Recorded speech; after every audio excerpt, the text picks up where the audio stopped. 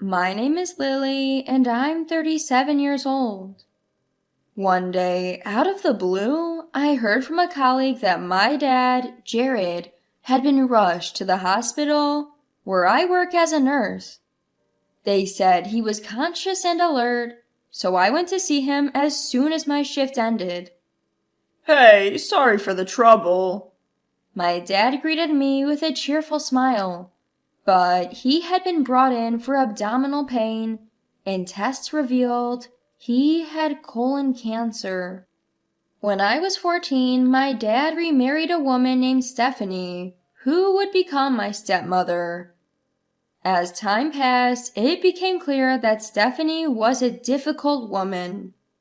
My biological mom had an affair and left home when I was in second grade. Since then, it was just my dad raising me on his own. But when I got to 8th grade, he introduced me to a woman. That woman was Stephanie, my stepmother. She was 10 years younger than my dad and only 13 years older than me. In the throes of adolescence, I was a bit unsure about having a new mom. But Stephanie felt more like an older sister than a mother, so we quickly became friends. Soon after marrying my dad, Stephanie found out she was pregnant. I had always dreamed of having siblings, so I was overjoyed, jumping around like a little kid. But Stephanie, who had been so kind, changed dramatically the moment she found out she was pregnant. I have terrible morning sickness, so I can't do the housework, she said, leaving it all to me. Even after her morning sickness phase was over, Stephanie continued to neglect housework, claiming she felt unwell and frequently went out with friends. Sometimes she even came home smelling like cigarettes. What on earth is she doing while pregnant? I wondered, even as a middle school student. And when she reached her final trimester, things got even worse. My belly's in the way, she'd say, spending her time at home either sleeping or eating. She'd apologize, saying, Sorry for leaving everything to you, Lily. But it was all talk and no action. I thought if you're going to apologize, do it right. When my little brother was born, I thought I'd have more free time since I'd have less housework to do. I felt a bit relieved. But I soon realized how naive I was. Stephanie, my stepmom, went back to her parents' home 3 hours away for about 3 months after giving birth to my brother Alex. She said she didn't want to be a burden on us. During that time, Dad made a suggestion. How about we get a housekeeper while Stephanie is away? What do you think? I was thrilled by the unexpected proposal. For those 3 months with the housekeeper, I'd be studying in my room and the delicious smell of food would waft in. I felt enveloped in happiness. Even when I came home after hanging out with friends, a tasty meal was ready. I thought, so this is what life is like for a typical middle schooler. But when Stephanie returned after her 3-month stay with Alex, she didn't lift a finger around the house. I just had a baby. You can't expect me to do housework. You have the time. You do it, she said. So I had no choice but to sacrifice my study time for chores. I suggested to Stephanie, if you're not feeling well or if taking care of Alex is too much, why not ask Dad or the housekeeper for help? Her unexpected reply shocked me. No way! I don't want to spend money on that. You can handle the chores, Lily. For the first time, I pushed back. I'm preparing for exams, and I need all the time I can get for studying. At this rate, I won't get into the school I want. Holding back tears, I pleaded. Stephanie hugged me and said, You're right, I'm sorry. I was so caught up in my own struggles that I didn't think about you. Please don't tell Jared. I don't want him to leave me. But I knew her apology was just lip service. She seemed to think that a simple apology would make a middle schooler like me forgive her. As time went on, I could see through Stephanie's lies. Even when she hugged me and apologized, I felt nothing. We ended up ordering delivery for dinner that night. After that, Stephanie did start preparing dinner every day, but it was always elaborate dishes. I wondered where she found the time. One day, I saw the trash can filled with containers from supermarket pre-made meals. Turns out, she was just serving pre-made or frozen meals, but Dad never checked the trash, so he had no clue. In any case, I was able to focus on my studies and got into the high school I wanted. One day, after I'd settled into high school life, Dad asked me to go shopping with him before my part-time job. The moment we arrived at the mall and sat down in a cafe, Dad asked me, "How have things been with Stephanie lately? Is she still making you do all the housework?" "Wait, you knew about that since I was in middle school?"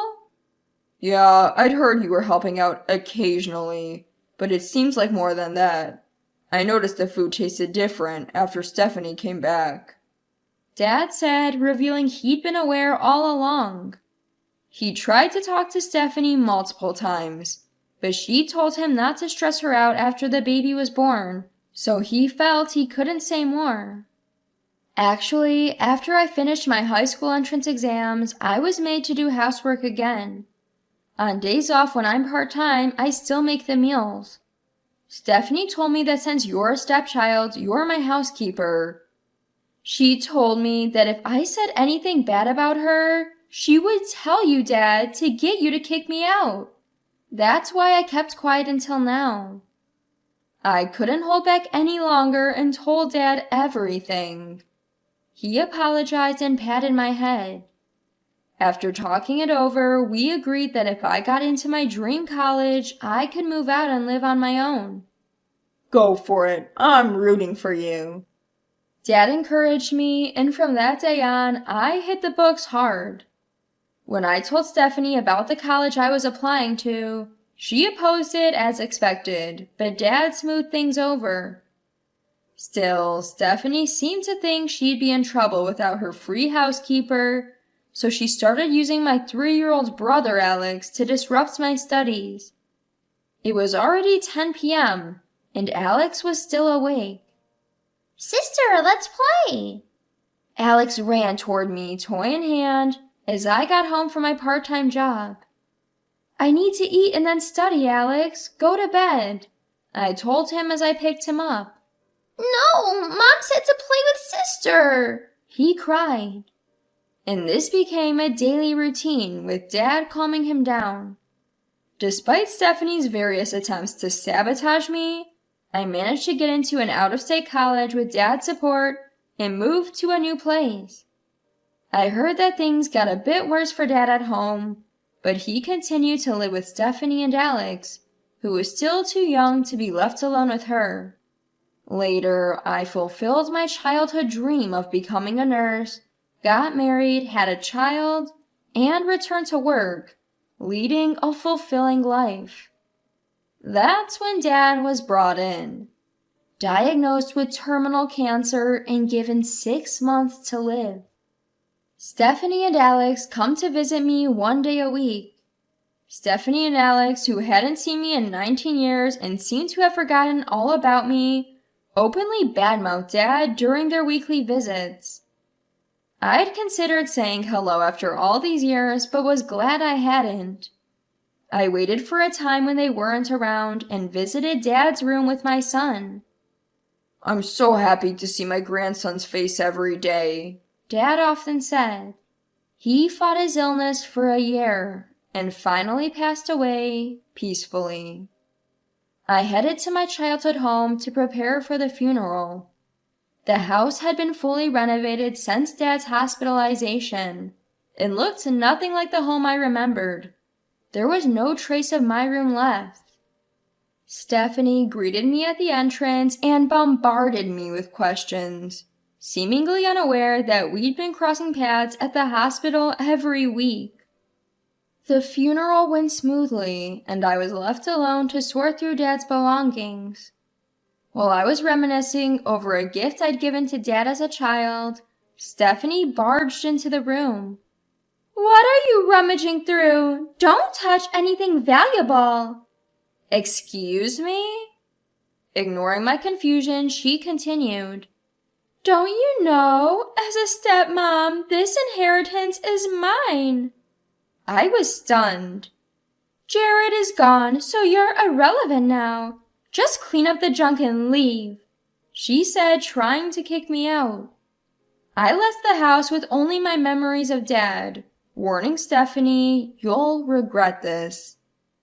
Stephanie kept making noise while I was packing, but it didn't matter to me anymore. A month after Dad's passing, Stephanie contacted me. "We need you to come home next Sunday to open Jared's will." I agreed and arrived at the house with my husband, Carlos. "Why is Lily's husband here? Lily alone is enough. Go home," Stephanie snapped. I revealed a crucial fact. "Are you sure? We can't proceed with the will unless Carlos is here." "What are you talking about?" Stephanie was about to turn Carlos away when she noticed the shiny badge on his chest. Her eyes widened in disbelief. "Wait, you're not going to tell me this guy is a lawyer, are you?" "Exactly. Carlos is the one who contacted you about the will. So, can we come in now?" Reluctantly, Stephanie led us into my father's room. Carlos set up his laptop and said, "This will was legally drafted at Jared's request. It reflects his wishes and is legally binding. No changes can be made." He then played a DVD that showed my dad stating that all his assets would go to me, his biological child. Stephanie and Alex erupted in anger. This isn't some fake will you two cooked up, is it?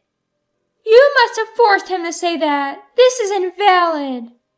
Just then, my dad's voice continued on the DVD. "Stephanie, you've been drugging my food and giving me baths, haven't you? I have no reason to leave anything to you. Also, Alex is not my son. I won't leave my assets to someone with no blood relation. Therefore, everything goes to Lily." The video stopped. Stephanie yelled, "I'll sue you for this ridiculous lie." I then presented evidence I had gathered at the hospital. "Why is that old man so stubborn?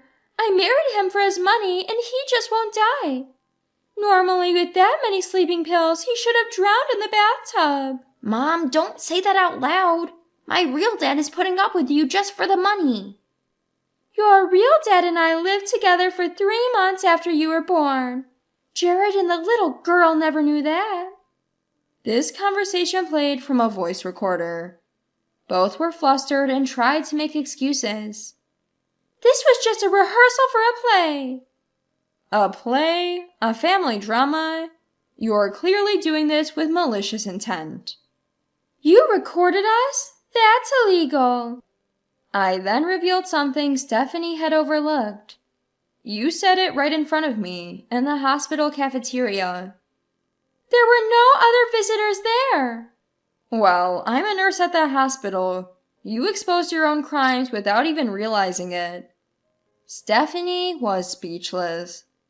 As for Alex, he had borrowed money from shady people, thinking he'd inherit a fortune, and bought a luxury car. "Who's going to pay for my car? My car?" So I decided to let Dad listen to a conversation I had secretly recorded at the hospital. When he heard it, he looked sad and said, "I thought so." After I left home for college, Stephanie stopped doing any housework and started treating Dad poorly. But he said he was putting up with it for Alex's sake. By the time Alex reached 4th grade, he started avoiding Dad, saying things like, Dad, you're annoying, and don't talk to me. Fed up with this life, when Alex turned 18, Dad finally confronted Stephanie about getting a divorce.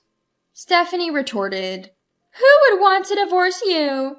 I've put up with you this long. A small settlement won't make me happy. Dad didn't want to leave his inheritance to them and was looking for a way out. Then Alex had a severe accident in college and needed a blood transfusion. When they went to the hospital, they found out Dad's blood type didn't match. Suspicious, Dad had a DNA test done and found out they weren't related. After stirring Stephanie with divorce papers, Dad noticed he often felt drowsy after meals. Considering all this, he reached out to Carlos to draft a will. I decided to add insult to injury. Oh, by the way, this house is under both Dad and Stephanie's names, right? I have no stake in it anymore, so good luck with the payments. Stephanie clung to me, saying, Can't you at least split the mortgage money with me? Why would I? I'm ashamed I ever thought of you as a good sister. Then lend me some money. Interest-free, of course. Alex chimed in. Me too. Sis, lend me some money interest-free. It's the first time you've called me sis, Alex. I was happy to have a brother, but I have no money to lend someone who isn't my sibling, or to a woman who dumped all the housework on me as a teenager. We'll be leaving now. I don't expect to have any further contact with you. Goodbye. I grabbed Carlos's arm and left the house. I later heard from relatives that the two couldn't pay for the house and had to sell it, moving into a cramped apartment. Apparently, no buyer showed up, and a relative bought it at a rock-bottom price. Alex quit college just 6 months before graduating, and is working day and night to pay off debts he borrowed from shady people. He had to give up his luxury car, of course. As for me, Dad left me more inheritance than I expected, thanks to his investments. I'm not obsessed with money, but I plan to use this inheritance to cover future expenses as my daughter grows up. I intend to continue doing my best every day, balancing my responsibilities as a wife, a mother, and a nurse.